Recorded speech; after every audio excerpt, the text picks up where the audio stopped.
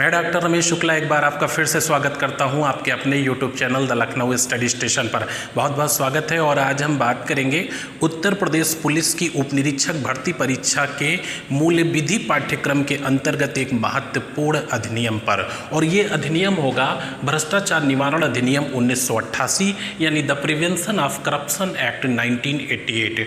और इसे जो है भ्रष्टाचार निवारण संशोधन अधिनियम 2018 के विशेष संदर्भ में बात करेंगे। तो बहुत ही इत्मीनान से आप देखने वाले हैं, बहुत ध्यान से देखिएगा। ये अधिनियम थोड़ा सा लेंदी है, तो 1 घंटे से ऊपर का क्लास हो सकता है, लेकिन आपके लिए बहुत ही महत्वपूर्ण और उपयोगी साबित होगा। तो आपको अधीर नहीं होना है, धैर्य नहीं खोना है, चलते फिरते इसे नहीं देखना है। रिलैक्स होकर आराम से स्टडी टाइम में जब पढ़ने बैठे पेन पेपर कॉपी लेकर के इस अधिनियम को देखिए और नोट्स बनाइए। मैंने आपके पेपरों का मूल्यांकन किया है, भ्रष्टाचार अधिनियम से सवाल पूछा गया है, तो इसको महत्व देते हुए करिएगा, लाइटली, और इसे साधारण में ना लें। तो सबसे पहली चीज, भ्रष्टाचार निवारण अधिनियम 1988 की लाने की पृष्ठभूमि क्या थी, इस पे हम बात थोड़ी सी करते हैं। और ये अधिनियम क्यों लाया गया?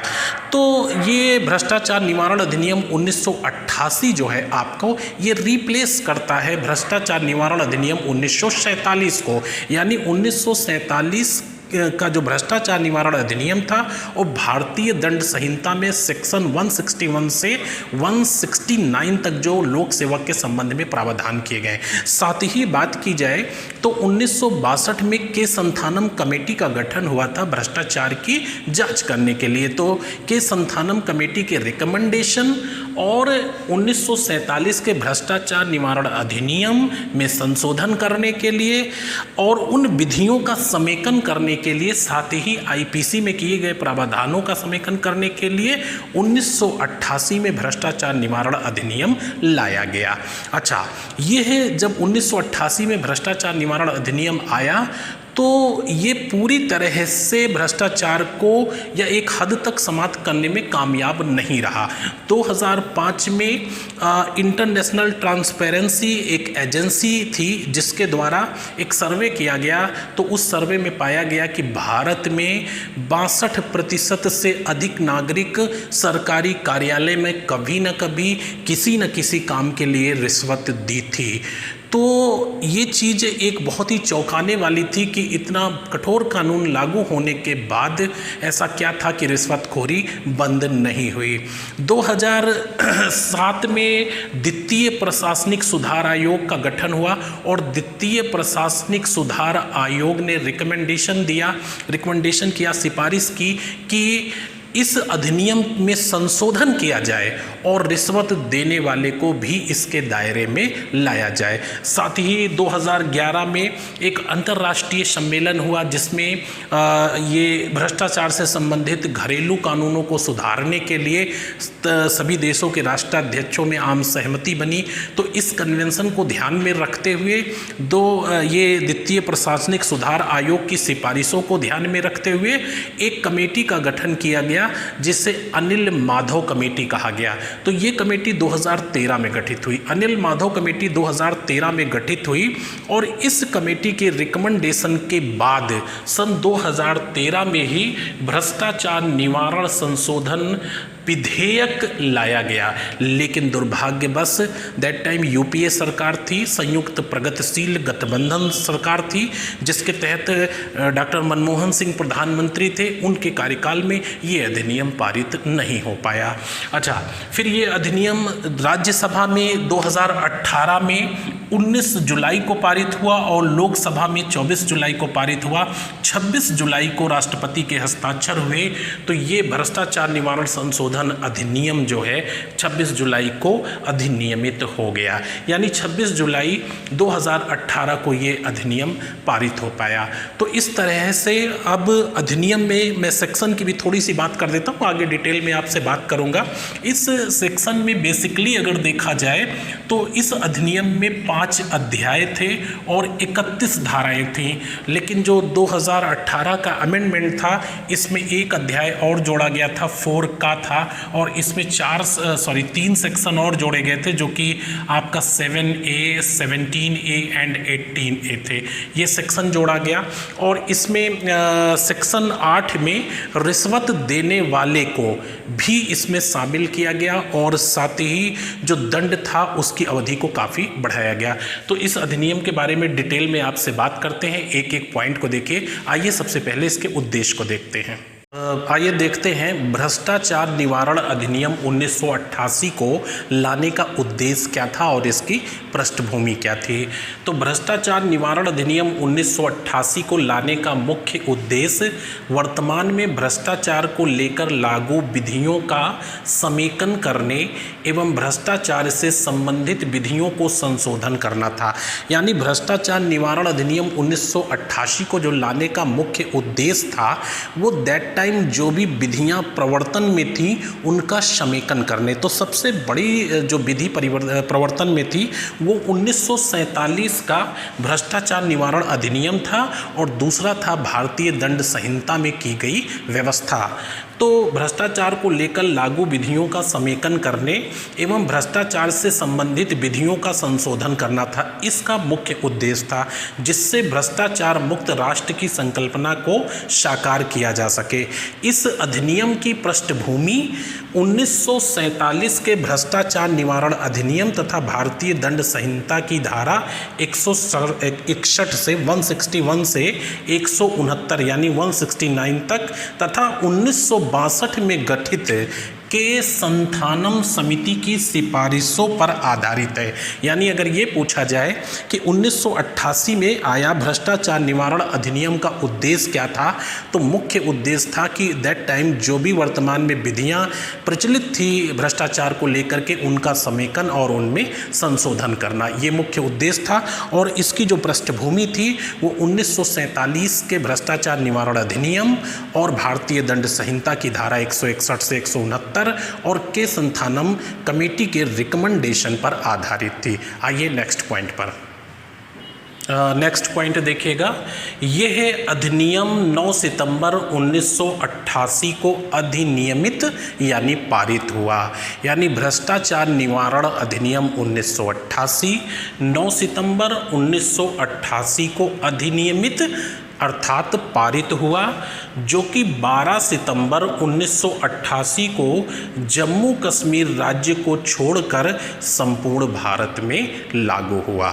अच्छा, इसके बाद यहाँ पे मैंने एक नोट लिखा है, ये पहला नोट इसका बहुत ही इम्पोर्टेंट है, तो ये ध्यान से देखिएगा। ये अधिनियम विदेश में रह रहे भारत के नागरिकों के ऊपर भी लागू होता है। अर्थात भारत का कोई भी नागरिक यदि भारत देश से बाहर रहता है तो उसके ऊपर भी भ्रष्टाचार निवारण अधिनियम 1988 उसी तरह से लागू होगा जिस तरह से भारत में रहते हुए उस पर लागू होना चाहिए था। दूसरा पॉइंट इसमें लिखा है, अब यह जम्मू कश्मीर में भी लागू है। तो आपको भी मालूम होगा कि जम्मू कश्मीर राज्य को जो धारा 370 भारतीय संविधान की अनुच्छेद 370 के तहत विशेष दर्जा दिया गया था वो समाप्त कर दिया गया है। अर्थात जम्मू कश्मीर राज्य से धारा 370 को हटा दिया गया है। तो अब कोई भी अधिनियम वहाँ पे उसी तरह से लागू है जैसे भारत के अन्य राज्यों पर लागू होता है। आइए नेक्स्ट पॉइंट पर। अगला पॉइंट आप देखिए, इस अधिनियम यानी भ्रष्टाचार निवारण अधिनियम 1988, इस अधिनियम में मूल रूप से यानी बेसिकली 5 अध्याय एवं 31 धाराएं हैं। बेसिक रूप से इस अधिनियम में यानी भ्रष्टाचार निवारण अधिनियम 1988 में 5 अध्याय एवं 31 यानी 31 सेक्शन हैं। लेकिन 2018 का जो अमेंडमेंट है इसके बाद से इसमें एक अध्याय जोड़ा गया 4 का।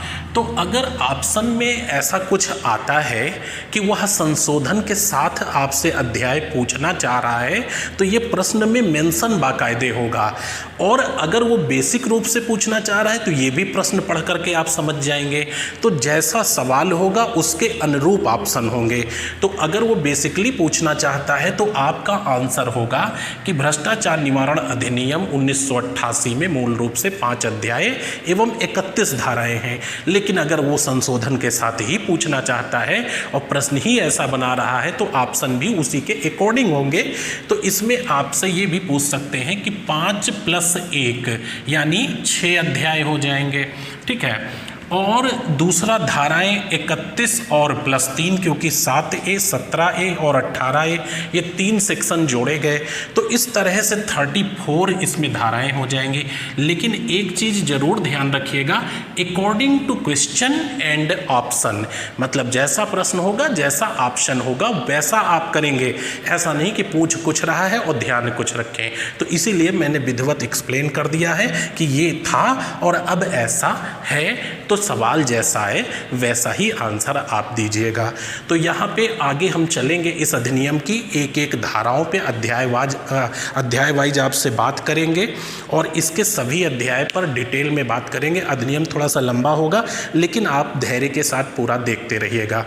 यहाँ पे आपको एक पॉइंट बता दें, इम्पोर्टेंट है, नोट कर लीजिएगा उसको, कि जो भ्रष्टाचार पर नज़र रखने वाली एजेंसियां हैं, है ना, अगर पूछा जाए कि भ्रष्टाचार पर नज़र रखने वाले संस्था कौन कौन सी हैं, तो नेशनल लेवल पे यानी सेंट्रल लेवल पे केंद्र स्तर पे 3 एजेंसियां हैं जो काम कर रही हैं भ्रष्टाचार पे और उस पर नज़र रखती हैं। तो ये राष्ट्रीय 3 संस्थान कह सकते हैं आप। इसको मैं हल्का सा आपके सामने मेंशन कर देता हूँ। जब 1962 में केस संथानम कमेटी गठित हुई थी, तो केस संथानम कमेटी के रिकमेंडेशन के बाद ही सीबीआई का गठन हुआ था, यानी सेंट्रल ब्यूरो ऑफ इन्वेस्टिगेशन 1963 में सीबीआई का गठन हुआ। और इसके बाद 1964 में 1964 में सीवीसी का गठन हुआ। सीवीसी का मतलब आप समझते हैं सेंट्रल विजिलेंस कमेटी, यानी केंद्रीय सतर्कता आयोग, केंद्रीय सतर्कता कमीशन। तो सीवीसी का गठन 1964 में हुआ। इसका मुख्य उद्देश्य था कि करप्शन को देखना, करप्शन को वॉच करना। और सीबीआई का मुख्य काम क्या है कि अगर करप्शन हो गया है तो उसकी जांच करना, या कहीं भी कोई भी घटना हुई है तो उसकी जांच करना सीबीआई का काम था। लेकिन सबसे बड़ी थी कि इनके काम पे हमेशा आरोप प्रत्यारोप लगता रहता था। और सबसे बड़ी चीज़ ये है कि केंद्रीय जांच ब्यूरो जो आपका था सीबीआई क्या है, इसके टिप्पणी पे हमेशा आरोप लगते रहे, क्योंकि ये सेंट्रल गवर्नमेंट की जांच एजेंसी थी और इसमें ये माना जाता था कि ये सत्ता पक्ष द्वारा विपक्ष के ऊपर ज़्यादातर अप्लाई की जाती है कि भाई हमारी गवर्नमेंट आई है तो अब विपक्ष के हर मुद्दे पर सीबीआई जांच बैठाल दीजिए और जेल भेजना शुरू करिए, सीबीआई जांच कराकर मुकदमा लिखवाइए, सीबीआई से जांच कराइए।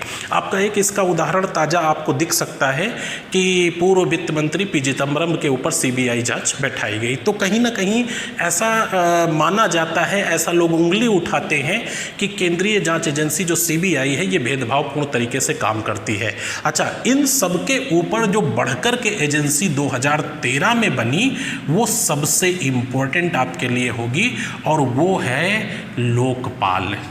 लोकपाल ये 2013 में लोकपाल विधेयक पारित हुआ। आपने देखा होगा कि 2011 से लेकर के अन्ना हजारे द्वारा जो है काफ़ी बड़ा आंदोलन चलाया गया और 2013 में लोकपाल विधेयक पारित हो गया। तो इसमें सेंट्रल में लोकपाल और राज्यों में लोकायुक्त की नियुक्ति की जाती है, जिनकी अपनी खुद की जांच एजेंसी होती है और भ्रष्टाचार की जांच के लिए सबसे कारगर ये एजेंसी है लोकपाल और लोकायुक्त। तो इस तरह से हम लोग आगे डिटेल में धारा वाइज बात करेंगे। आप एक एक पॉइंटों को नोट कर लीजिएगा। सबसे पहले हम इसके अध्याय 1 पर आते हैं। आइए देखिए, इस अधिनियम के अध्याय 1 पर आप आइए। अधिनियम का अध्याय 1 जिसे प्रारंभ कहा गया है या प्रारंभिक कहा गया है, यानी अधिनियम का प्रारंभ होता है। इस अध्याय 1 में 2 धाराएं हैं, धारा 1 और धारा 2। तो धारा 1 में अधिनियम का संक्षिप्त नाम और विस्तार है इसका, तथा धारा 2 में इस अधिनियम से जुड़ी हुई विभिन्न परिभाषाएं दी गई हैं। तो अधिनियम की धारा 1 में संक्षिप्त नाम जो दिया गया है वो भ्रष्टाचार निवारण अधिनियम 1988 दिया गया है। अमेंडमेंट के बाद इसका नया नाम भ्रष्टाचार निवारण संशोधन अधिनियम 2018 होगा। ये भ्रष्टाचार निवारण अमेंडमेंट एक्ट 2018 जो है राज्यसभा में 19 जुलाई 2018 को पारित हो गया था, लोकसभा में 24 जुलाई 2018 को पारित हुआ और राष्ट्रपति के हस्ताक्षर 26 जुलाई दिन बृहस्पतिवार को 2018 में होने के बाद से यह अधिनियम संशोधन के बाद पूरी तरह से लागू हो गया था। तो नेक्स्ट पॉइंट पे हम देखेंगे कि अधिनियम का विस्तार क्या है और उसके बाद परिभाषा देखेंगे। जैसा कि मैंने शुरू में ही आपको बता दिया था कि इस अधिनियम का जो विस्तार है, इस अधिनियम की जो अधिकारिता क्षेत्र है वो बेसिकली 1988 के अधिनियम में जम्मू कश्मीर राज्य को छोड़कर संपूर्ण भारत में लागू मेंशन किया गया था और साथ ही ये बताया गया था कि भारत के बाहर रह रहे यानी विदेश में रह रहे भारतीय नागरिकों के ऊपर यह अधिनियम उसी तरह से लागू होगा जैसे देश के अंदर रहते हुए लागू होता। अच्छा, अब ये जम्मू कश्मीर राज्य में भी पूरी तरह से प्रभावी है। तो यहाँ पे आपने देखा कि इस अधिनियम की अधिकारिता अब संपूर्ण भारत हो जाएगी, जम्मू कश्मीर राज्य सहित, और भारत के बाहर अर्थात विदेशों में रह रहे भारतीय नागरिकों पर भी ये अधिनियम लागू होगा। अब हम आगे देखेंगे कि अधिनियम की धारा 2, तो अधिनियम की धारा 2 में परिभाषाएं दी हैं। इसमें 2A, 2B और 2C। 2A में निर्वाचन की परिभाषा दी गई है, 2B में लोक कर्तव्य यानी पब्लिक ड्यूटीज़ क्या होती है इसकी परिभाषा दी गई है, और 2C जो सबसे इम्पॉर्टेंट है उसमें लोक सेवक की परिभाषा दी है। अब आपको यहाँ पे ये बता दें कि लोक सेवक यानी पब्लिक सर्वेंट, तो लोक सेवक की परिभाषा भारतीय दंड संहिता यानी इंडियन पेनल कोड IPC के सेक्शन 21 में भी दी हुई है, लेकिन IPC यानी इंडियन पेनल कोड 1960 की धारा 21 में जो लोक सेवक की परिभाषा दी है उससे यहाँ पे डिफरेंट परिभाषा लोक सेवक की बताई गई है। यानी 1988 के भ्रष्टाचार निवारण अधिनियम में जो लोक सेवक की परिभाषा दी गई है उसके अंतर्गत राज्य सरकार के, केंद्र सरकार के कर्मचारी, निगम यानी कॉरपोरेशन के कर्मचारी, राज्य सरकार या केंद्र सरकार के प्राधिकरण जो अथॉरिटीज हैं उनके कर्मचारी, विश्वविद्यालय के कुलपति, प्राध्यापक, प्रोफेसर या किसी बोर्ड कमीशन के अध्यक्ष या आयुक्त को इसके दायरे में लाया गया है। साथ ही सांसद, विधायक, ग्राम प्रधान, पंचायत के अध्यक्ष, इनको भी लोक सेवक की परिभाषा में लाया गया। यानी कुल मिलाकर के 1988 के भ्रष्टाचार निवारण अधिनियम में जो लोक सेवक यानी पब्लिक सर्वेंट की परिभाषा दी हुई है वो भारतीय दंड संहिता की धारा 21 से कहीं ज़्यादा विस्तृत है। तो आप इसको ध्यान से देखिएगा। अगले पॉइंट पर हम बात करेंगे परिभाषाएं। आइए सेक्शन 2 पर। जैसा कि हमने आपको बताया कि अधिनियम की धारा 2 में परिभाषाएं दी हैं, तो पहली परिभाषा धारा 2A में या 2 में दी गई है। इसके अंतर्गत निर्वाचन को परिभाषित किया गया है। निर्वाचन मीन्स इलेक्शन को परिभाषित किया गया है। तो अधिनियम की धारा 2 या 2A इसके अंतर्गत निर्वाचन को परिभाषित किया गया है, जिससे तात्पर्य संसद, विधानमंडल, स्थानीय प्राधिकरण या लोक प्राधिकरण के सदस्यों के चयन के लिए विधि के अधीन किसी भी माध्यम से किया गया निर्वाचन होगा। तो ये धारा 2A में दिया है, इसे ध्यान रखिएगा। अगले पॉइंट पर आइए, धारा 2B लोक कर्तव्य यानी पब्लिक ड्यूटीज़। तो पब्लिक ड्यूटीज़ से क्या तात्पर्य है आपका? ऐसा कार्य जो जनता या समुदाय के हित में किया जाए उसे लोक कर्तव्य कहा जाएगा। तो अधिनियम की धारा 2B में या 2 में इसके अंतर्गत लोक कर्तव्य को परिभाषित किया गया है। लोक कर्तव्य से तात्पर्य ऐसे कार्य से है जो जनता या समुदाय के हित में किया जाए। तो बड़ी सिंपल सी डिफिनीशन है, लेकिन ये सवाल कई बार मैंने देखा कि पूछा गया है कि भ्रष्टाचार निवारण अधिनियम 1988 की किस धारा के अंतर्गत लोक कर्तव्य को परिभाषित किया गया है, यानी पब्लिक ड्यूटीज को परिभाषित किया गया है। तो इस तरह से आप ध्यान रखिएगा, ऑप्शन इसका 2B या 2 खा होगा। आइए नेक्स्ट पॉइंट पर। अधिनियम की धारा 2C या 2गा में लोक सेवक की परिभाषा दी गई है कि किसे पब्लिक सर्वेंट कहा जाएगा। तो जैसे कि हमने बताया कि भारतीय दंड संहिता की धारा 21 में जो लोक सेवक की परिभाषा है उससे ये काफ़ी ब्रॉड परिभाषा दी हुई है। लोक सेवक से तात्पर्य केंद्र सरकार एवं राज्य सरकार से वेतन या लाभ ले रहे कर्मचारी व अधिकारी, विभिन्न निगमों यानी कारपोरेशन, प्राधिकरणों के अध्यक्ष, सचिव, कर्मचारी आदि, सरकार द्वारा गठित बोर्डों या आयोगों के अध्यक्ष, सचिव आदि, विश्वविद्यालय के कुलपति, प्राध्यापक, प्राचार्य, शिक्षक आदि, कृषि, उद्योग, व्यापार आदि के लिए गठित सोसाइटी के अध्यक्ष, कोई भी न्यायाधीश, ग्राम प्रधान, नगर पंचायत अध्यक्ष, विधायक और सांसद, ये सब पब्लिक सर्वेंट के तहत आएंगे, लोक सेवक के तहत आएंगे। अच्छा, जो 2018 का संशोधन अधिनियम में है, इसमें 2013 के कंपनी अधिनियम के तहत, तो 2013 के कंपनी अधिनियम के तहत सरकारी कंपनी के कर्मचारी, अधिकारी या सरकार से सहायता प्राप्त कर रहे या कभी भी सहायता प्राप्त किया हो ऐसे संस्था के कर्मचारी या अधिकारी भी लोक सेवक के दायरे में आएंगे। यानी भारत सरकार के जो उपक्रम हैं उनके अधिकारी, कर्मचारी भी लोक सेवक के दायरे में आएंगे। तो इस तरह से आपने देखा कि भ्रष्टाचार निवारण अधिनियम 1988 के अध्याय 1 की धारा 2 में 3 परिभाषाएं दी हैं। 2A में निर्वाचन को परिभाषित किया गया, 2B में लोक कर्तव्य को परिभाषित किया गया यानी पब्लिक ड्यूटीज को, और 2C में लोक सेवक को परिभाषित किया गया। आइए नेक्स्ट पॉइंट पर। अधिनियम की अधिनियम का अध्याय 2 धारा 3 से लेकर 6 तक का इसमें मेंशन किया गया है। तो अध्याय 2 हम लोग देख रहे हैं, भ्रष्टाचार निवारण अधिनियम 1988 का अध्याय 2 विशेष न्यायाधीशों की नियुक्ति। तो विशेष न्यायाधीशों की नियुक्ति का जो प्रावधान किया गया है वो अध्याय 2 में किया गया है, और ये धारा 3 से लेकर के 6 तक मेंशन है यहाँ पे। अब इसमें आप देखेंगे जो सबसे इम्पोर्टेंट सेक्शन है जो आपको याद रखना है वो धारा 3 है, और यही अक्सर पूछा जाता है कि अधिनियम की धारा 3 में क्या है। तो विशेष न्यायाधीशों की नियुक्ति का प्रावधान अधिनियम की धारा 3 में किया गया है। बाकी 4, 5, 6 ये इम्पोर्टेंट नहीं है, इसलिए हमने शॉर्ट में लिख दिया है, आप इसको भी साथ में देख लेना।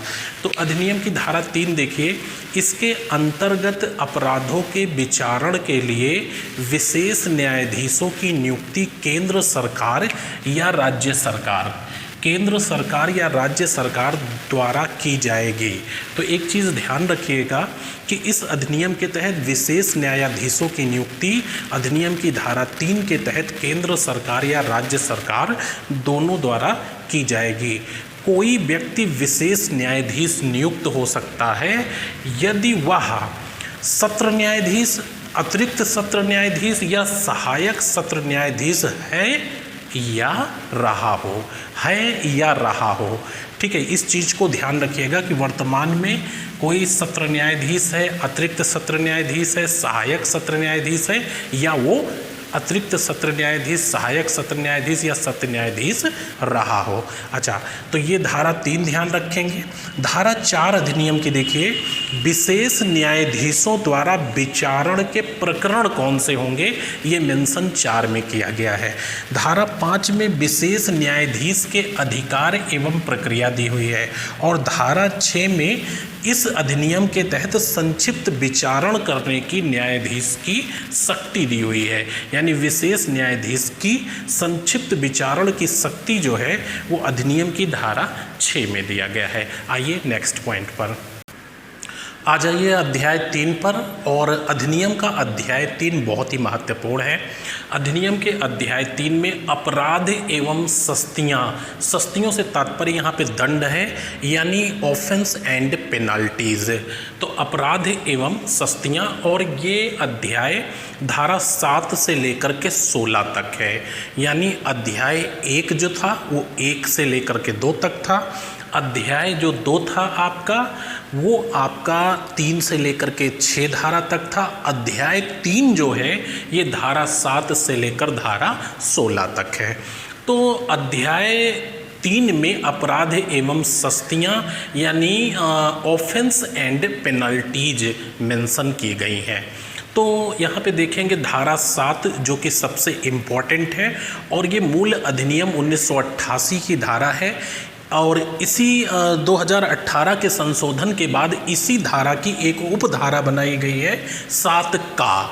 तो उसको भी हम साथ में देखेंगे। पहले धारा 7 देखते हैं, फिर धारा 7 का देखेंगे, जो कि संशोधन के बाद जोड़ी गई थी। तो धारा 7 में है, लोक सेवक द्वारा अपने पदीय कार्य के संबंध में वैध पारिश्रमिक से भिन्न परितोषण ग्रहण करना। अच्छा, ये परितोषण जो शब्द है ये 2018 का जो अमेंडमेंट था उसमें सम्यक लाभ कर दिया गया है, यानी परितोषण से हटाकर सम्यक लाभ कर दिया गया है। तो अब आप देखिए धारा 7, इसके अंतर्गत यदि कोई लोक सेवक, जैसा कि धारा 2C में मेंशन है लोक सेवक, तो इसके अंतर्गत यदि कोई लोक सेवक होते हुए या होने की प्रत्याशा रखते हुए वैध पारिश्रमिक से भिन्न किसी प्रकार का परितोषण इनाम किसी व्यक्ति से प्राप्त करेगा या इसके लिए सहमत होगा या इसका प्रयत्न करेगा, अपने कर्तव्य को करने के लिए, ना करने के लिए या उससे विरत रहने के लिए, तो उसे न्यूनतम 3 वर्ष और अधिकतम 7 वर्ष के कारावास एवं जुर्माने से दंडित किया जाएगा। आपको ये बता दें कि मूल अधिनियम में जो ये दंड था वो न्यूनतम था 6 माह और अधिकतम था 5 वर्ष, साथ में जुर्माना। लेकिन 2018 के संशोधन के बाद ये दंड न्यूनतम हो गया है 3 वर्ष और अधिकतम 7 वर्ष तथा जुर्माना। तो ये धारा 7 हमारे लिए बहुत ही इम्पोर्टेंट है।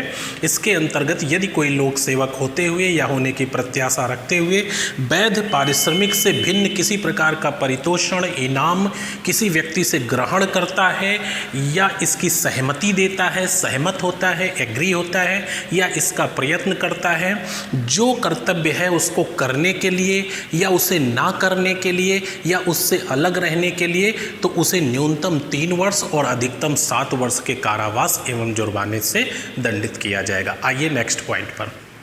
ये अधिनियम की धारा 7A आपके सामने लिखी हुई है और ये 2018 के अमेंडमेंट में जोड़ी गई थी। बहुत ही सिंपल सी बात है यहाँ पे, किसी असम्यक यानी जो परितोषण था उसके लिए असम्यक शब्द का प्रयोग कर दिया।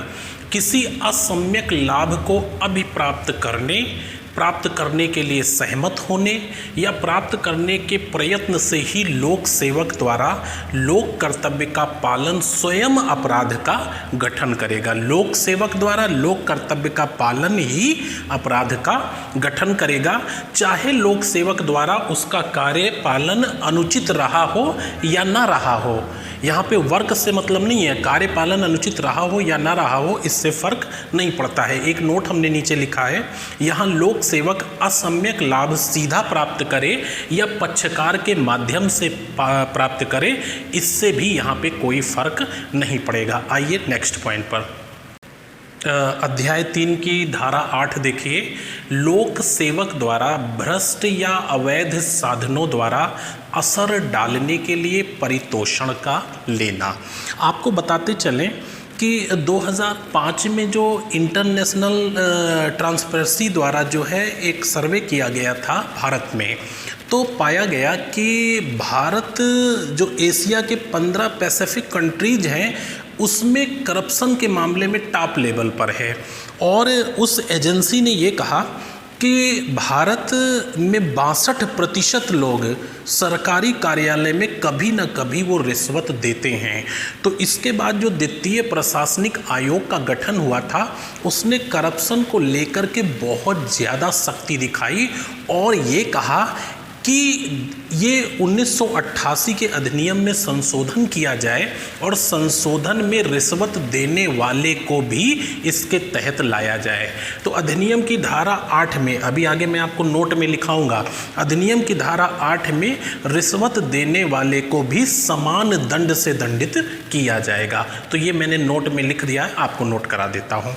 आइए देखिए, लोक सेवक द्वारा भ्रष्ट अथवा अवैध साधनों द्वारा असर डालने के लिए परितोषण का लेना, धारा 8। इसके अंतर्गत जो कोई व्यक्ति अपने लिए या दूसरे व्यक्ति के लिए किसी प्रकार का कोई परितोषण किसी लोक सेवक को देता है और लोक सेवक भ्रष्ट या अवैध साधनों द्वारा कोई काम करने के लिए, ना करने के लिए या उससे अलग रहने के लिए, काम करने के लिए, ना करने के लिए या उस काम से अपने को हटाने के लिए सहमत हो जाता है या इसका प्रयत्न करता है, तो उसे न्यूनतम 3 वर्ष और अधिकतम 7 वर्ष के कारावास व जुर्माने से दंडित किया जाएगा। बेसिकली जो ये अधिनियम 88 का था, उसमें न्यूनतम दंड 6 माह का और अधिकतम 5 वर्ष का था, साथ में जुर्माना। लेकिन 2018 के अमेंडमेंट में तो सारे दंड नए लिखे जाएंगे। अब आप इन्हीं को ध्यान रखेंगे। तो न्यूनतम 3 वर्ष और अधिकतम 7 वर्ष के कारावास व जुर्माने से दंडित किया जाए। आइए इसके नोट आपको दिखाते हैं। अधिनियम की धारा 8 के अंतर्गत मैं आपको कुछ नोट दिखा रहा हूं और ये अमेंडमेंट 2018 के बाद शामिल हुए। तो पहला देखिए, नोट फर्स्ट में मैंने लिखा है, मूल अधिनियम में इस धारा के अंतर्गत केवल लोक सेवक को दंडित किया जाता था। यानी 1988 के भ्रष्टाचार निवारण अधिनियम में यदि कोई व्यक्ति रिश्वत लेता है किसी प्रकार का अवैध साधन से असर डालने के लिए या भ्रष्ट साधन द्वारा असर डालने के लिए, तो उस स्थिति में रिश्वत देने वाला व्यक्ति दंडित नहीं किया जाता था, बल्कि परितोषण को ग्रहण करने वाला या सहमत होने वाला या उसका प्रयत्न करने वाला लोक सेवक दंडित किया जाता था। दैट टाइम जो सज़ा थी वो न्यूनतम 6 माह और अधिकतम 5 वर्ष एवं जुर्माना था। लेकिन अभी क्या है, इसके तहत धारा 8 के तहत यदि कोई व्यक्ति अवैध साधन द्वारा या भ्रष्ट साधन द्वारा असर डालने के लिए, दबाव डालने के लिए परितोषण देता है लोक सेवक को, तो यदि लोक सेवक ग्रहण कर लेता है तो दोनों दोषी होंगे। यदि लोक सेवक ग्रहण कर लेता है तो दोनों दोषी होंगे। यदि लोक सेवक ग्रहण नहीं करता है तो देने वाला व्यक्ति दोषी होगा। यहाँ पे एक इम्पॉर्टेंट पॉइंट आपको बताते चलें कि यदि किसी व्यक्ति ने धारा 8 के तहत विवश होकर के किसी को रिश्वत दी है, तो इस व्यवस्था को विधि प्रवर्तन अधिकारी के यहाँ वो जिस दिन उसने रिश्वत दी है उस तारीख से 7 दिन के भीतर यदि वो सूचित कर देता है, इसकी रिपोर्ट दे देता है, तो उस पर इस अधिनियम के उपबंध लागू नहीं होंगे। अच्छा, नोट फर्स्ट देखिए, मूल अधिनियम में इस धारा के अंतर्गत केवल लोक सेवक को दंडित किया जाता था, किंतु 2018 के संशोधन के बाद परितोषण देने वाले व्यक्ति को भी उसी प्रकार से दंडित किया जाएगा। उसी प्रकार से मतलब लोक सेवक के समान दंडित किया जाएगा। नोट 2 देखिएगा, परंतु यदि व्यक्ति ने विवश होकर लाभ दिया है तो धारा 8 के उपबंध उस पर लागू नहीं होंगे, किंतु विवश व्यक्ति लाभ देने की तारीख से 7 दिन के भीतर विधि प्रवर्तन अधिकारी या अन्वेषण अभिकरण जो इन्वेस्टिगेशन एजेंसी होगी को इसकी सूचना या रिपोर्ट दे दे। क्लियर हो गया होगा। आगे आइए देखिए, ये धारा 8 के तहत तीसरा नोट आप देखिए, यदि यही अपराध किसी वाणिज्यिक संगठन यानी कॉमर्शियल ऑर्गेनाइजेशन या कंपनी ने किया हो तो उसे कारावास से नहीं बल्कि केवल जुर्माने से दंडित किया जाता है। ये चीज़ ध्यान रखिएगा। तो यदि यही अपराध किसी वाणिज्यिक संगठन या कंपनी ने किया हो तो उस पर मात्र जुर्माने का दंड लगाया जाएगा। कौन सा अपराध है? लोक सेवक को असर डालने के लिए परितोषण का देना। तो यदि कोई व्यक्ति देता है तो उसे लोक सेवक के समान ही दंडित किया जाएगा अमेंडमेंट 2018 के अकॉर्डिंग। एंड अगर कोई कंपनी या ऑर्गेनाइजेशन, कोई वाणिज्यिक ऑर्गेनाइजेशन अगर वो देता है तो उस पर केवल जुर्माना लगेगा। ये जुर्माने की राशि बहुत बड़ी होती है, वो कंपनी की हैसियत से होती है। 1 करोड़, 2 करोड़, 4 करोड़, इस तरह से जुर्माना लगाया जाता है। अच्छा, एक और हमने नोट 4 पे लिखा है, यदि कोई व्यक्ति किसी लोक सेवक को पकड़वाने के लिए रिश्वत देता है तो उस पर यह उपबंध लागू नहीं होगा। आपको यहाँ पे मैं बता दूं कि होता क्या है कि आपने सुना होगा कि रंगे हाथों पकड़वाना। तो रंगे हाथों पकड़वाने का मतलब क्या है यहाँ पे कि कोई व्यक्ति विजिलेंस टीम को फ़ोन कर देता है कि साहब हमें इस काम के लिए फला लोक सेवक हमसे पैसे मांग रहा है। तो उसके बाद क्या करता है कि एक केमिकल होता है और ये केमिकल आपका जो होता है फेनाफ्थलीन होता है, थलीन। ये फेनाफ्थलीन नामक एक केमिकल होता है, पाउडर होता है।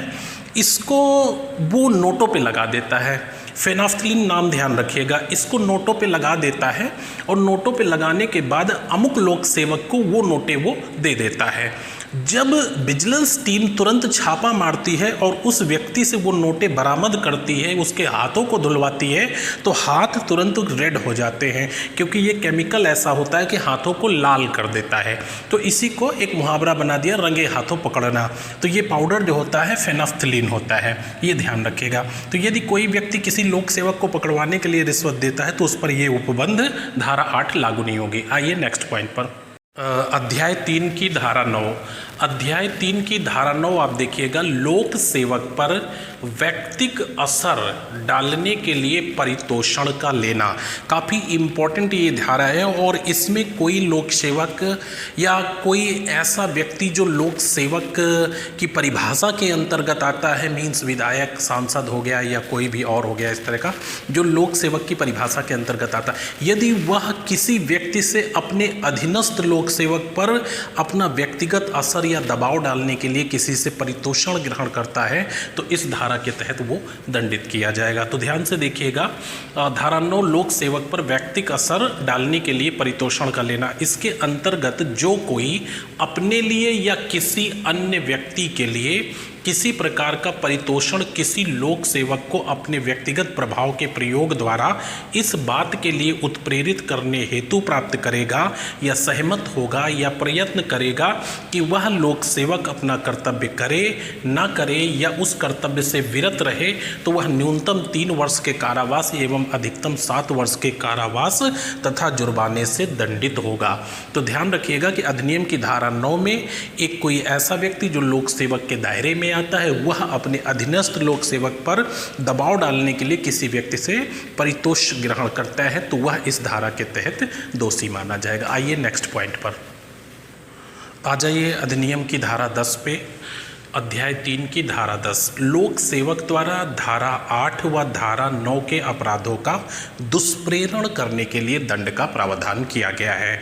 तो काफ़ी इम्पोर्टेंट है, यदि कोई लोक सेवक धारा 8 और 9 में परिभाषित अपराध का दुष्प्रेरण करता है तो वह इस अधिनियम की धारा 10 के तहत न्यूनतम 6 माह और अधिकतम 5 वर्ष के कारावास और जुर्माने से दंडित किया जाएगा। तो आप फिलहाल इतना याद रखिएगा कि अधिनियम की धारा 10 में कोई भी लोक सेवक जो धारा 8 और 9 के अपराध का दुष्प्रेरण करेगा उसके लिए दंड का प्रावधान किया गया है। आइए नेक्स्ट पॉइंट पर।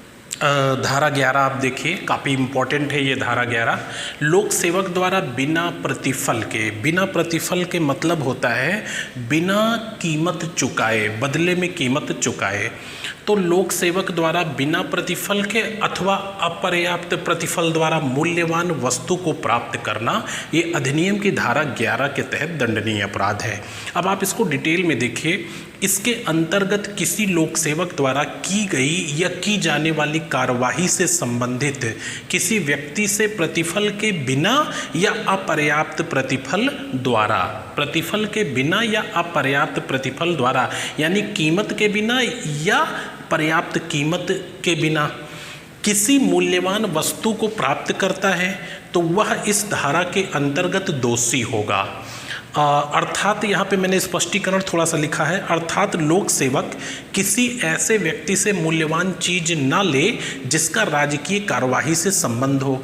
इसके तहत न्यूनतम 6 माह से लेकर अधिकतम 5 वर्ष तक के कारावास व जुर्माने की व्यवस्था की गई है। तो ये ध्यान रखिएगा कि भ्रष्टाचार निवारण अधिनियम 1988 की धारा 11 में लोक सेवक द्वारा बिना प्रतिफल अथवा अपर्याप्त प्रतिफल के द्वारा मूल्यवान वस्तु को प्राप्त करना।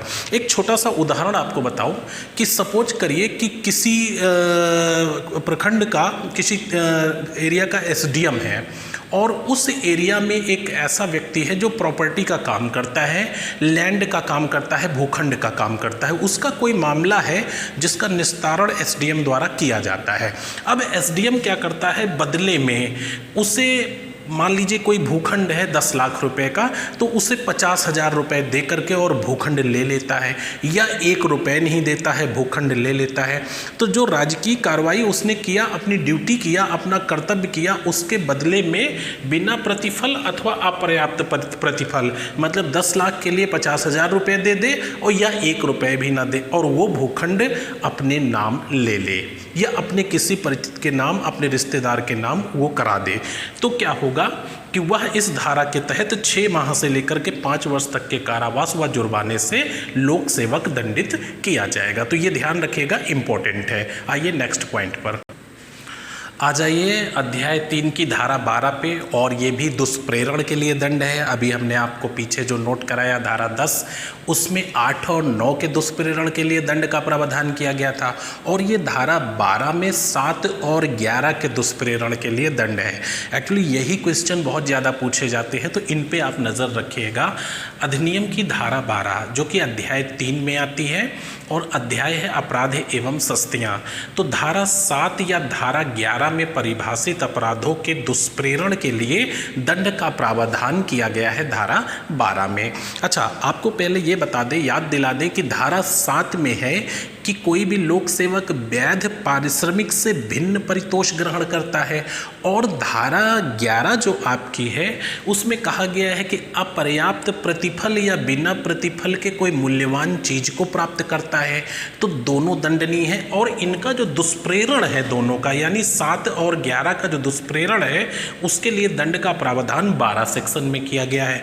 तो इसके अंतर्गत जो कोई धारा 7 या धारा 11 के अधीन दंडनीय किसी अपराध का दुष्प्रेरण करेगा, चाहे वह अपराध दुष्प्रेरण के परिणाम स्वरूप घटित हुआ हो या घटित ना हुआ हो, उसे न्यूनतम 3 वर्ष तथा अधिकतम 7 वर्ष के कारावास व जुर्माने से दंडित किया जाएगा। तो ये ध्यान रखिएगा कि धारा 7 और 11 में परिभाषित अपराधों के दुष्प्रेरण के लिए 12 में दंड का प्रावधान किया गया। आइए नेक्स्ट पॉइंट पर।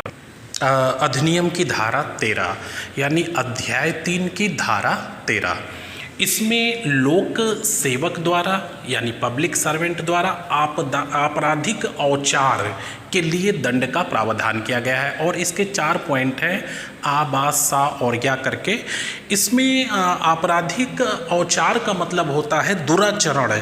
आपराधिक औचार का मतलब हो गया दुराचरण, यानी इसके अंतर्गत कोई लोक सेवक आपराधिक औचार वाला कहा जाएगा यदि वह, अब इसमें पॉइंट आप देखिए, स्वभावता का मतलब होता है जिसकी आदत बन चुकी हो, यानी धारा 7 के तहत अपराध करने की आदत बन चुकी हो, रिश्वत लेने की आदत बन चुकी हो। मैं आपको प्रैक्टिकल में बताऊंगा जो साधारण बोलचाल की भाषा में है। पहले आप देखिए, इसके अंतर्गत कोई लोक सेवक आपराधिक औचार यानी दुराचरण वाला कहा जाएगा यदि वह स्वभावता यानी आदत बस धारा 7 में अंतर्विष्ट अधिकृत कार्य में वैध पारिश्रमिक से भिन्न परितोषण किसी व्यक्ति से स्वीकार करता है, सहमत होता है या इसका प्रयत्न करता है, तो आपराधिक दुराचरण वाला लोक सेवक कहा जाएगा। अब इसे प्रैक्टिकल में समझिए, जिस काम के लिए हमें जिस सीट पे बैठाया गया है, मीन्स लोक कर्तव्य करने के लिए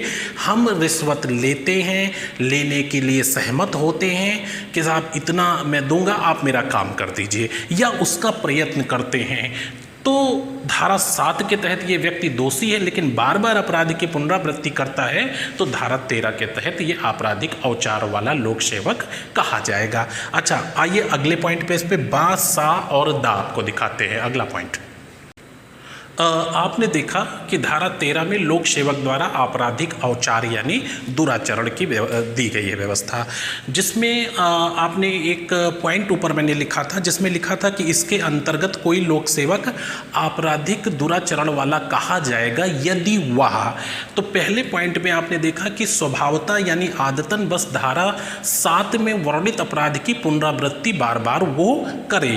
अच्छा, इसका बा पॉइंट आप देखिए, यदि वह स्वभावता का मतलब आदि अपराधी, आदतन वह धारा 11 में वर्णित बिना प्रतिफल के या अपर्याप्त प्रतिफल के कोई मूल्यवान वस्तु स्वीकार करता है, सहमत होता है या प्रयत्न करता है, यानी धारा 11 के अपराध को स्वभावता वो बार बार दोहराए।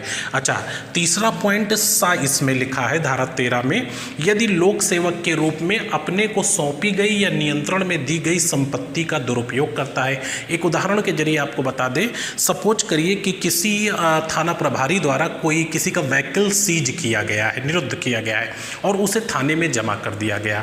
अब क्या है, वो थाना अध्यक्ष के नियंत्रण में है, उसे सौंपी गई है लिखित रूप से, लेकिन थाना अध्यक्ष उस व्हीकल को अपने निजी कार्य में या अपने नातेदार रिश्तेदार के निजी कार्यों में उसे प्रयोग करता है, तो वह इस धारा के तहत दोषी होगा यदि लोक सेवक के रूप में अपने को सौंपी गई या नियंत्रण में दी गई संपत्ति या किसी वस्तु का दुरुपयोग करना। अगला पॉइंट देखिए, इसी का ये चौथा पॉइंट आप देखिए, आ, बा, सा, अब आप दा देखेंगे और ऊपर लिखा हुआ है लोक सेवक द्वारा आपराधिक औचार। इसके अंतर्गत कोई लोक सेवक आपराधिक औचार वाला कहा जाएगा यदि वह, तो ये दा, यदि वह भ्रष्ट साधनों से या अपने लिए, यदि वह भ्रष्ट साधनों से अपने लिए या किसी अन्य व्यक्ति के लिए कोई मूल्यवान चीज या आर्थिक लाभ प्राप्त करता है अथवा लोक सेवक के रूप में अपनी स्थिति यानी पद और पोजीशन का फायदा उठाते हुए अपने लिए या किसी अन्य के लिए लाभ प्राप्त करता है, तो वह लोक सेवक आपराधिक औचार यानी दुराचरण वाला कहा जाएगा। ठीक है, यहाँ पे कहने का मतलब ये है कि अपने लिए या किसी अन्य के लिए, तो किसी अन्य से आप अक्सर सुनते होंगे कि फला अधिकारी अपने पत्नी के नाम, ड्राइवर के नाम, नौकर के नाम, बच्चों के नाम प्रॉपर्टी लिखा देता है, तो इसलिए इसके दायरे को बड़ा किया गया है कि अपने लिए या किसी अन्य के लिए अपनी पद पोजीशन का फायदा उठाते हुए कोई लाभ प्राप्त करता है, तो आपराधिक औचार वाला वह लोक सेवक कहा जाएगा। इसी का अगला पॉइंट देखिएगा, या ये धारा 13 का लास्ट पॉइंट देखिएगा, या यदि उसके या उसकी ओर से लोक सेवक या उसकी ओर से किसी अन्य व्यक्ति के कब्जे में ज्ञात आय के स्रोत से अधिक संपत्ति पाई जाती है, तो वह लोक सेवक आपराधिक औचार यानी दुराचरण वाला कहा जाएगा। तो अब आप यहाँ पे आ जाइए, एक बार मैं पूरा सरसरी तौर पे फिर से क्लियर कर देता हूँ क्योंकि धारा 13 इंपॉर्टेंट है। अधिनियम की धारा 13, अध्याय 3 की धारा 13 लोक सेवक द्वारा आपराधिक औचार यानी दुराचरण यानी criminal misconduct by a public servant, तो ये लोक सेवक द्वारा आपराधिक औचार के लिए दंड का प्रावधान धारा 13 में किया गया है। अब इसमें आ, बा, सा, दा या 5 पॉइंट हैं। आ में आपने देखा कि अगर धारा 7 का अपराध अभ्यस्ता आदतन बस करता है, बार बार रिश्वत लेता है, अपने लोक कर्तव्य के लिए वैध पारिश्रमिक से भिन्न परितोष ग्रहण करता है। अच्छा, उसके बाद बा में हमने बताया कि वो 11 के तहत आदतन अपराध करता है, यानी बिना प्रतिफल के या अपर्याप्त प्रतिफल के बिना कोई मूल्यवान वस्तु को ग्रहण करता है। और सा में हमने बताया कि अपनी पद स्थिति का फायदा उठा करके किसी जो उसके कब्जे में संपत्ति है उसका दुरुपयोग करना। तो इस तरह से आपने देखा। और ये लास्ट पॉइंट है, अगर आय से अधिक उसके पास संपत्ति होती है और उसके स्रोत वो नहीं बता पाता, उसके पास, परिवार के पास, उसकी पत्नी के पास अगर आय से अधिक संपत्ति पाई जाती है तो वह लोक सेवक आपराधिक औचार वाला कहा जाएगा। और इन सब मामलों में धारा 13 के तहत 4 वर्ष न्यूनतम एवं अधिकतम 10 वर्ष के कारावास एवं जुर्माने से दंडित किया जाएगा। अच्छा, ये सज़ा जो है आपकी 2018 में प्रावधानित की गई है। इससे पहले इस धारा के तहत न्यूनतम 1 साल और अधिकतम 7 वर्ष के कारावास से दंडित किया जाता था। अब ध्यान रखिएगा, न्यूनतम 4 वर्ष एवं अधिकतम 10 वर्ष के कारावास व जुर्माने से दंडित किया जाएगा, और ये पांचों पॉइंट आप ध्यान रखेंगे। आइए नेक्स्ट पॉइंट पर आ जाइए। अध्याय 3 की धारा 14 पे, काफ़ी इंपॉर्टेंट और अच्छा है। धारा 14 में कहा गया है कि धारा 8, धारा 9, धारा 12 के अधीन अभ्यासतः अपराध करना, यानी कोई व्यक्ति आदतन, जिसकी आदत बन चुकी है सेक्शन 8, सेक्शन 9 और सेक्शन 12 के तहत इन अपराधों की पुनरावृत्ति करने की, यानी अभ्यासता यानी आदतन वो बार बार अपराध की पुनरावृत्ति करता है, तो उससे न्यूनतम 5 वर्ष और अधिकतम 10 वर्ष के कारावास व जुर्माने से दंडित किया जाएगा। धारा 8 में है कि अवैध या भ्रष्ट साधनों द्वारा असर डालने के लिए परितोषण ग्रहण करना, और धारा 9 में है व्यक्तिक असर डालने के लिए अपने अधीनस्थ पे परितोषण ग्रहण करना, और धारा 12 में है कि 7 और 11 के अपराधों का दुष्प्रेरण करना, 7 और 11 के अपराधों का दुष्प्रेरण करना, ये प्रावधान 12 में किया गया है। तो कोई व्यक्ति कोई लोक सेवक अभ्यासता यानी आदतन धारा 8, 9 व 12 में वर्णित अपराध करता है तो वह न्यूनतम 5 वर्ष और अधिकतम 10 वर्ष के कारावास व जुर्माने से दंडित किया जाएगा। आइए नेक्स्ट पॉइंट पर।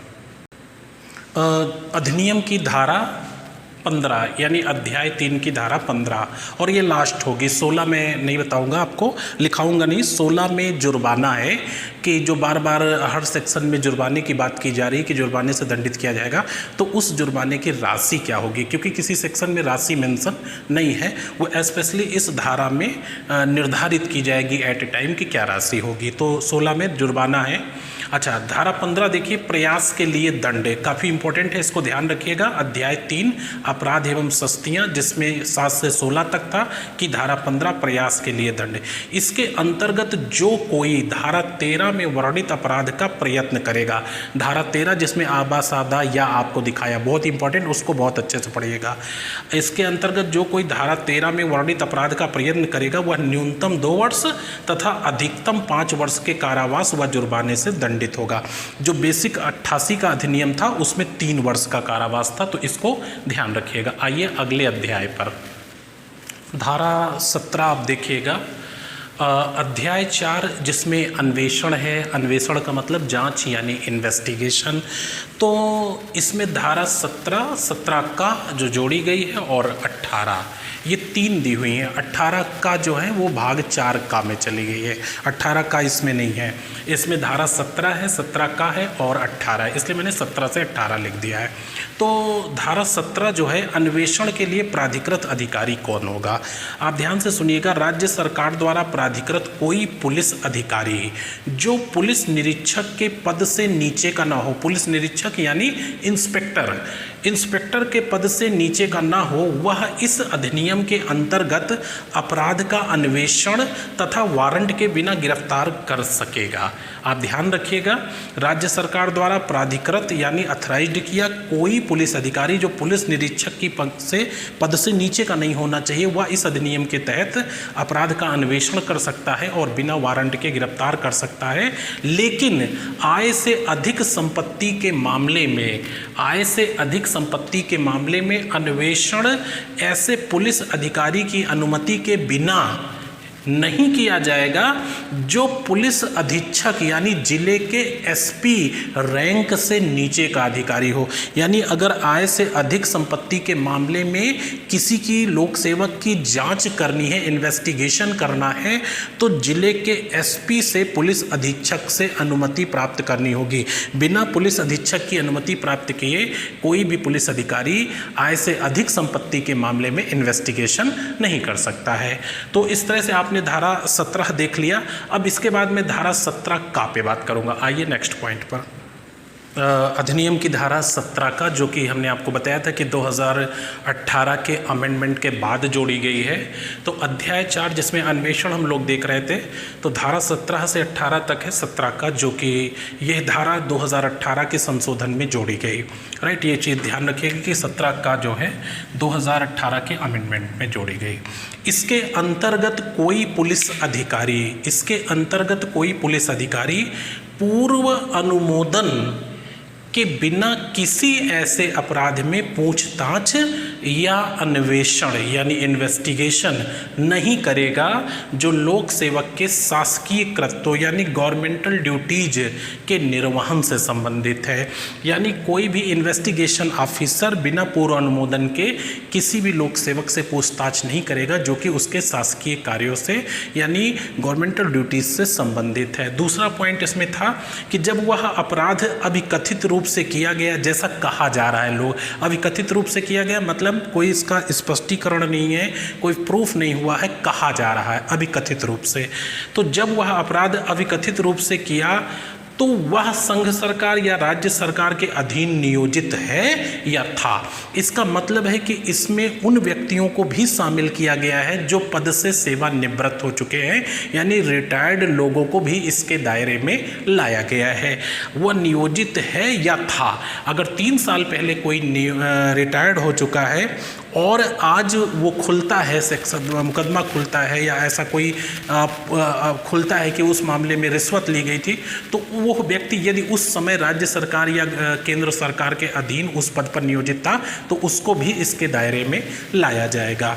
तो अच्छा, अगला पॉइंट इसी का 17 का देखिएगा। अनुमोदन मात्र से किसी व्यक्ति को घटना स्थल से गिरफ्तार नहीं किया जा सकता। अगर किसी के खिलाफ शिकायत मिली है और शिकायत का अनुमोदन कर दिया गया तो उसे घटना स्थल से गिरफ्तार नहीं किया जाएगा, बल्कि संबद्ध प्राधिकारी द्वारा इस बात का विनिश्चय करने के लिए 3 माह के भीतर उसे सूचना देना होगा।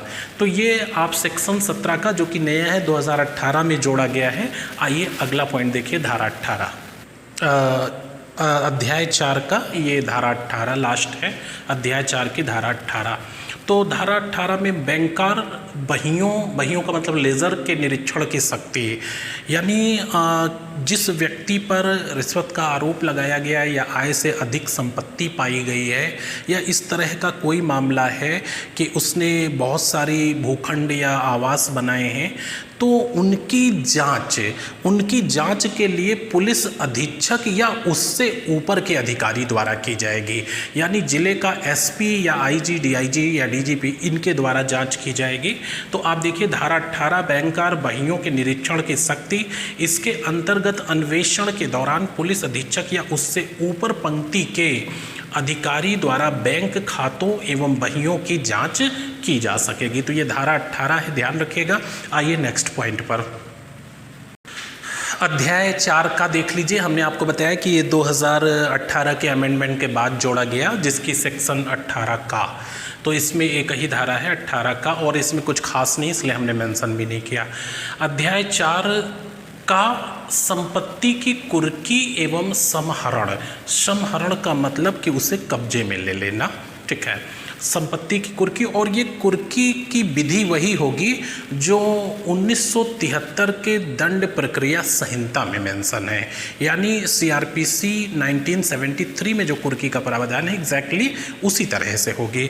तो संपत्ति की कुर्की एवं समहरण धारा 18 का में कहा गया है कि कोई व्यक्ति परितोष के द्वारा या रिश्वतखोरी द्वारा या गलत तरीके से आय से अधिक संपत्ति इकट्ठा करता है तो इसे इस धारा के तहत कुर्क या समहरण किया जा सकता है 18 का के तहत। आइए नेक्स्ट पॉइंट पर, अधिनियम का अध्याय 5 और लास्ट, भ्रष्टाचार निवारण अधिनियम 1988 का अध्याय 5, जिसमें अभियोजन के लिए मंजूरी एवं अन्य विविध उपबंध, ये प्रकीर्ण लिखा रहता है, इसको विविध या मिसलिनियस कहते हैं, तो कन्फ्यूज़न नहीं रखिएगा। तो अध्याय 5 में जो सेक्शन है वो 19 से लेकर के 31 तक हैं, तो इसको भी ध्यान रखिएगा। मैंने आपको लिख दिया, जैसे अध्याय 1 में 1 से 2 तक है, फिर 3 से 6 तक है, फिर 7 से 16 तक है, फिर 17 से 18 है और इस तरह से 19 से 31 है। तो ये ध्यान रखिएगा। इसमें धारा 19 अभियोजन के पूर्व। इसका मतलब होता है मुकदमा चलाने से पूर्व, है ना। मुकदमा अभियोजन का मतलब उसके खिलाफ चार्जशीट मुकदमा चलाने से पूर्व। अभियोजन के पूर्व स्वीकृति का होना आवश्यक है, यानी बिना स्वीकृति के किसी व्यक्ति पर मुकदमा नहीं चलाया जा सकता है कि अमुक व्यक्ति ने रिश्वत ली है। तो इसमें अगर वह संघ सरकार के अंतर्गत नियोजित कर्मचारी या अधिकारी है तो संघ सरकार से अनुमति लेनी होगी, और अगर राज्य सरकार के अंतर्गत नियोजित कर्मचारी या अधिकारी है तो राज्य सरकार से अनुमति लेनी होगी। तत्पश्चात जो है उसके खिलाफ अभियोजन दर्ज किया जाएगा। तो धारा 19 है, अभियोजन के पूर्व स्वीकृति का होना आवश्यक है। एक पॉइंट ये ध्यान रखिएगा, यही पॉइंट आपके लिए काफ़ी इंपॉर्टेंट है। ऐसी स्वीकृति संघ मामलों में नियोजित व्यक्ति के संबंध में केंद्र सरकार तथा राज्य में नियोजित व्यक्ति के संबंध में राज्य सरकार देगी, ये ध्यान रखिएगा। इसी सेक्शन अध्याय की धारा 20 देखिए, इस अधिनियम की धारा 7 व 11 के अंतर्गत लोक सेवक को दोषी माना जाता है। 7 में आपने देखा था कि अगर कोई व्यक्ति अपने वैध पारिश्रमिक से भिन्न परितोष ग्रहण करता है, और 11 में था कि बिना प्रतिफल के या अपर्याप्त प्रतिफल के कोई मूल्यवान चीज़ ग्रहण करता है। तो अगर ये किसी के ऊपर आरोप लगता है तो वह दोषी ही माना जाएगा, वह अपराधी ही माना जाएगा, जब तक कि साबित ना हो जाए कि वह निर्दोष है। तो ये धारा 20 में है कि इस अधिनियम की धारा 7 व 11 के अंतर्गत लोक सेवक को दोषी माना जाता है, फुल स्टॉप, जब तक कि वह साबित ना हो जाए कि वह निर्दोष है। अच्छा, धारा 21 क्या है, अभियुक्त की प्रार्थना पर उसका गवाह या साक्षी बन जाना। ये भी इंपॉर्टेंट है। मान लीजिए कोई बड़ा मैटर है, जैसे कोयला आवंटन घोटाला था, आपका चारा घोटाला हो गया, 2G स्पेक्ट्रम घोटाला हो गया, बोफोर्स घोटाला हो गया, जिसमें बड़े बड़े लोग फंसे हुए थे, बड़े बड़े राजनेता, सांसद और अधिकारी, IAS ऑफिसर्स, सचिव रैंक के अधिकारी। उसमें एक छोटा सा भी कर्मचारी फंसा था। अब वो क्या करता है कि वह सरकारी गवाह बन जाता है। सरकारी गवाह बन जाता है तो हो सकता है कि सरकार उस पर रहमत कर दे, न्यायालय उस पर रहमत कर दे। तो अभियुक्त की प्रार्थना पर उसका गवाह या साक्षी होना, ये सेक्शन 21 में है। आइए नेक्स्ट पॉइंट पर। नेक्स्ट सेक्शन आपका है अध्याय 5 की सेक्शन 24 है, और इस धारा का 2018 में जो अमेंडमेंट हुआ है उसमें लोप कर दिया गया है इस धारा का। तो रिश्वत देने वाले का अपने कथन पर अभियोजित ना होना, यानी अगर कोई व्यक्ति रिश्वत देता है और वह कथन करता है कि अमुक लोक सेवक को हमने रिश्वत दिया है, तो इस आधार पर अभियोजन दर्ज नहीं किया जाएगा। इस धारा का 2018 के अमेंडमेंट में लोप कर दिया गया है, तो इसे हमें पढ़ने की ज़रूरत नहीं है, छोड़ दीजिए इसे। अच्छा, धारा 27 ये काफ़ी इंपॉर्टेंट है, इसको बिल्कुल आप ध्यान रखिएगा, और इसके बाद की धारा उतनी महत्वपूर्ण नहीं है। तो धारा 27 हमारी लास्ट होगी, हालांकि इसमें 31 धाराएं हैं। अच्छा, अपील एवं पुनरीक्षण। पुनरीक्षण का मतलब रिव्यू के लिए। तो यहाँ पे ध्यान रखिएगा कि दंड प्रक्रिया संहिता यानी क्रिमिनल प्रोसीजर कोड 1973 के अधीन अपील एवं पुनरीक्षण में उच्च न्यायालय की जो शक्ति एवं प्रक्रिया दी है, वह उसी शक्ति एवं प्रक्रिया का प्रयोग इस अधिनियम में अपील तथा पुनरीक्षण में करेगा। यानी CRPC 1973 में जो सेशन कोर्ट से उच्च न्यायालय में अपील की और पुनरीक्षण यानी रिव्यू की प्रक्रिया दी है, एग्जैक्टली वही प्रक्रिया इस अधिनियम के तहत अपनाई जाएगी। तो ये आपको क्लियर हो गया होगा, सेक्शन 27 की हाई कोर्ट में हम अपील कर सकते हैं रिव्यू के लिए, पुनरीक्षण के लिए। तो इस तरह से ये अधिनियम समाप्त होता है, और बहुत ही महत्वपूर्ण आपने अधिनियम पढ़ा है, और इससे सवाल पूछा जाना काफ़ी ज़्यादा संभावित है। तो ये अधिनियम भ्रष्टाचार निवारण अधिनियम 1988 यानी the prevention of corruption act 1988, जिसको कहीं कहीं शार्ट में पोका 1988 कहते हैं।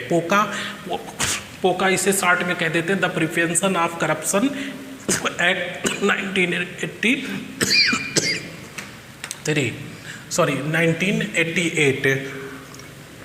साथ ही भ्रष्टाचार निवारण संशोधन अधिनियम 2018 के विशेष रेफरेंस में हमने आपको बताया। तो इस तरह से ये अधिनियम कंप्लीट होता है। अब अगर आपको लगता है कि कहीं पे इसमें कोई कमी है, कुछ छूट गया है या कुछ गलत है, तो आप कमेंट में लिखिएगा, हम आप मिलकर के उस समस्या का समाधान करेंगे और नेक्स्ट अधिनियम आपको बहुत जल्दी उपलब्ध कराएंगे। आप पढ़ते रहिए। बहुत सारी शुभकामनाएं। धन्यवाद।